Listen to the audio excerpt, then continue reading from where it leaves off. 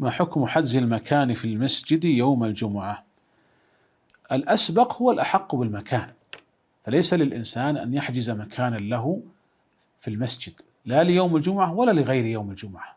من سبق إلى مكان فهو أحق به، إلا إذا أتى للمسجد مبكرا ثم عرض له عارض، كان احتاج مثلا للذهاب لدورة المياه، فلا بأس حينئذ أن يحجز مكانه، يضع في مكانه شيئا يدل على أنه مكانه، ثم يذهب ويقضي حاجته ويتوضأ ويرجع إلى مكانه، لأنه قد أتى مبكرا فهو أحق بهذا المكان.